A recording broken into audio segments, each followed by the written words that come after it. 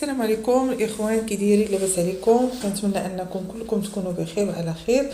المهم هذا الاسبوع هذا اللي فات دازت عليه واحد الكحه، يعني كانت قويه بزاف، دوك الالتهابات الفيروسيه اللي تضر. المهم الكحه ما باش تمشي، اخر حاجه توفرت لي هي هذه الوصفه هذه. عرفتي شربتها في الليل، صبحت مع الصباح بحال عمري ما كنت مريضه، بحال ما كان فيا حتى شي حاجه تحتاجوا فيها حامضه. الا ما يشربوا زعما بزاف الناس في الدار يديروا جوج مثلا. الحامضه تنعصروها مزيان، تعطينا واحد الكميه، هذيك الكميه اللي تعطينا هي هذه هاد القياس هذا. تنضيفوا ليها ربع معلقه صغيره بطبيعه الحال، معلقه باش نحركوا القهوه بحال هذا الشكل.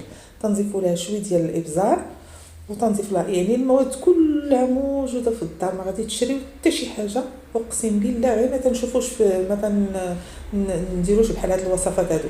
ونصف ملعقه تاع سكنجبير، غير السكنجبير يكون واحد يعني الجوده، يعني يكون نوعيه جيده باش يعطي المفعول.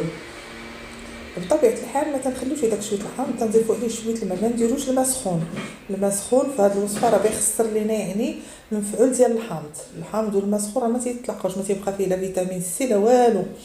غادي نحركوها مزيان، بس نبقاو نحركوه حتى تولي عندنا واحد المشروب اللي غادي نجلسوه بشويه، ندخلوه في الفراش ديالنا ونقولوا نجلسوا نشربوا فيه. يعني مشروب بشويه راه المشروب اللي ما عادش تقدر تشربه دقه واحده، بشويه بهكا، بجرعه حتى تتكمل الكاس ديالك وتتنعس.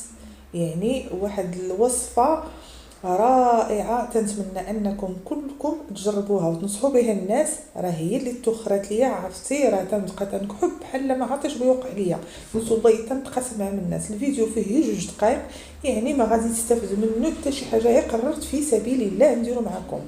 تنتمنى انكم تستعملوا هذه الوصفه هذه، وما تنساوش اللايك والاشتراك وتشجعوا القنوات اللي تتفيدكم، ماشي القنوات اللي غير هكاك.